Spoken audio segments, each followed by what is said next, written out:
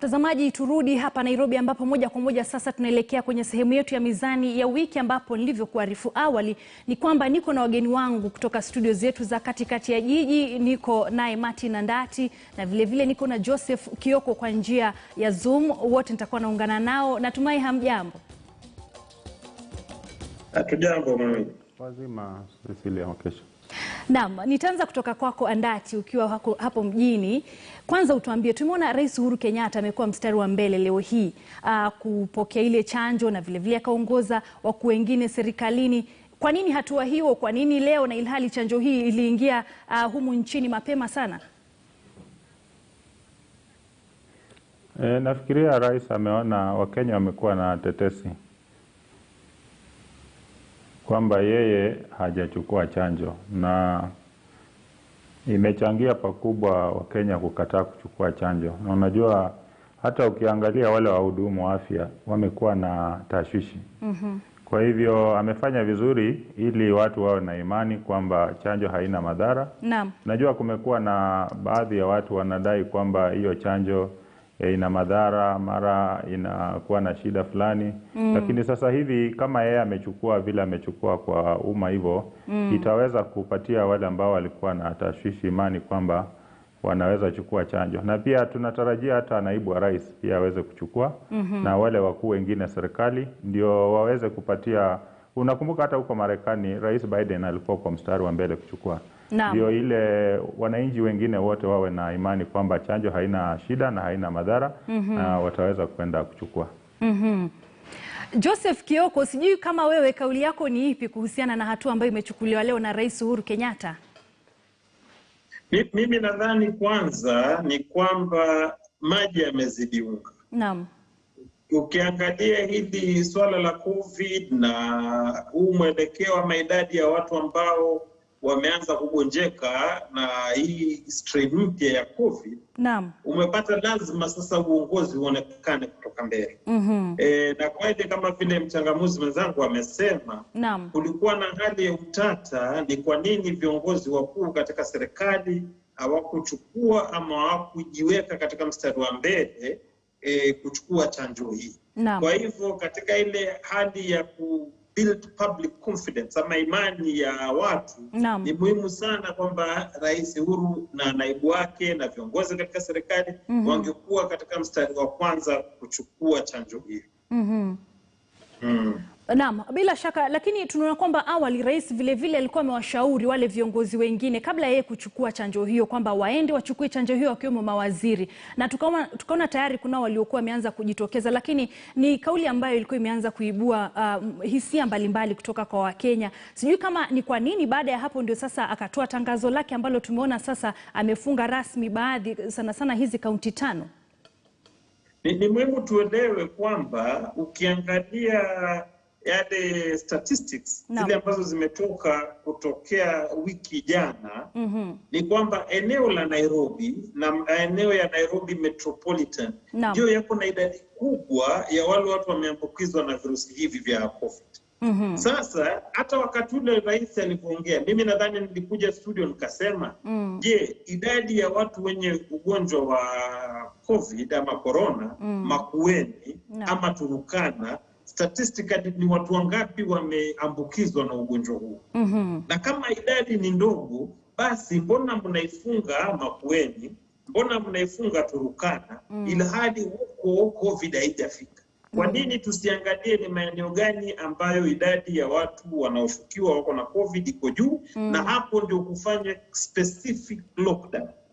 Unakumbuka wakati wa kwanza corona ilivyokuja, eneo la Eastleigh, kuna wakati idadi ya watu ambao walikuwa wakitestiwa wanapatikana wako na virusi vya COVID ilikuwa kubwa, ikabidi ifungwe, hata kama ni siku 7 ikafungwa na idadi ikatulia.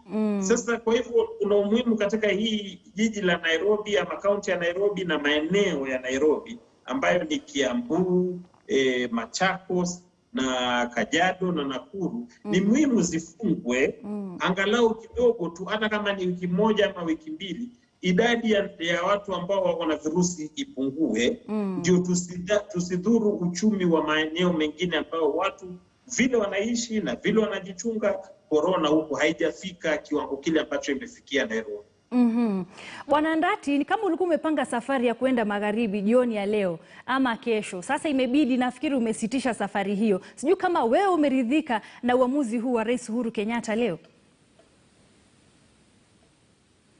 Tunajua Cecilia, saa zingine inabidi lazima tuchukue uamuzi ambao haufurahishi kila mtu. Naam. Na ukweli ni kwamba Wakenya walikuwa wamezembea katika yale maagizo na hatuyafuatilii vile rais alivyokuwa amesema.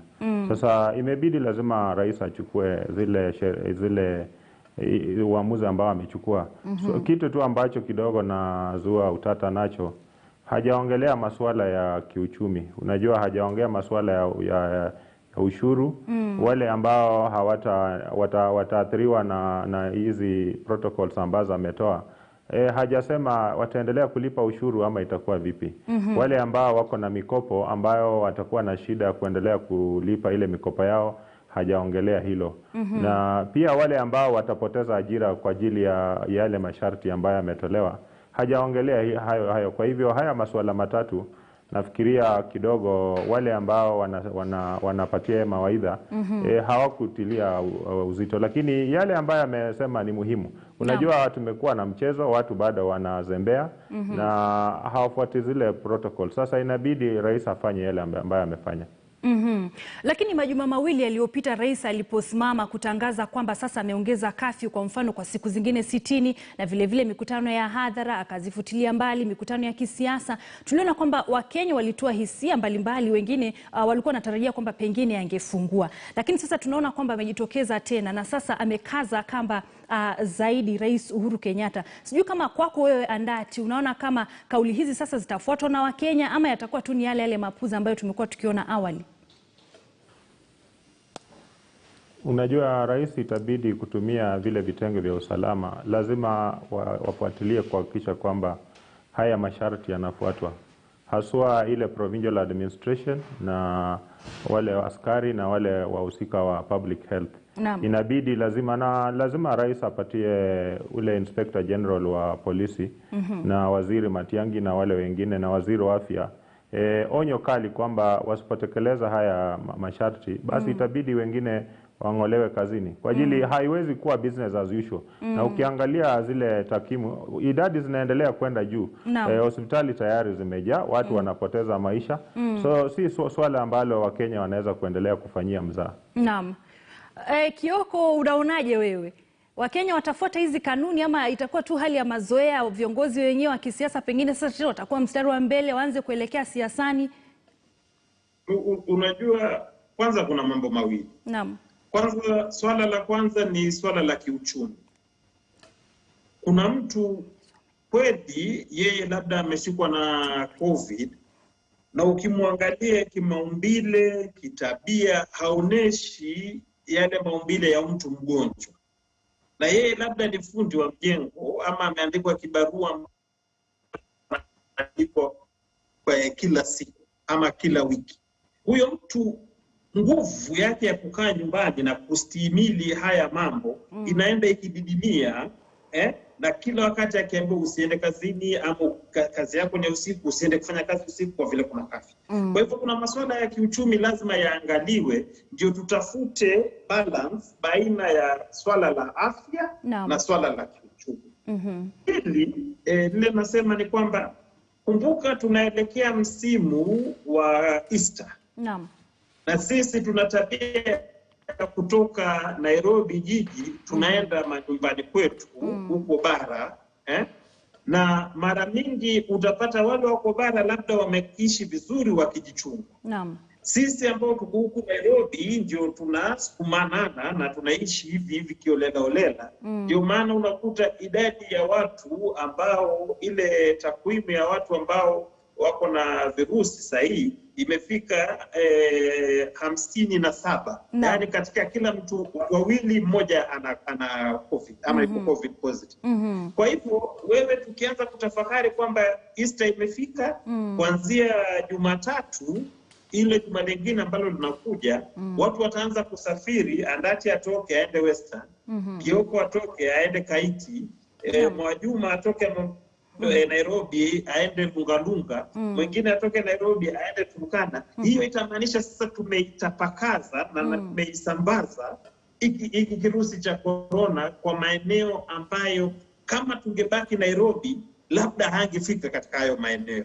Kwa hivyo hapa mimi nampa uhuru, nampa Mheshimiwa Rais mkono, namuunga mkono Mheshimiwa Rais kwa vile sasa wale wako Nairobi. Naam, shikilia kauli hiyo, tutakuwa tunarudi nayo mtazamaji, tuchukue mapumziko mengine mafupi, lakini vile vile naona simu yangu imejaa na baadhi ya hisia zenu, mkitoa hisia zenu kuhusiana na kauli yake Rais Uhuru Kenyatta. Tuchukue mapumziko hayo, lakini nitakuwa narudi na mengi zaidi.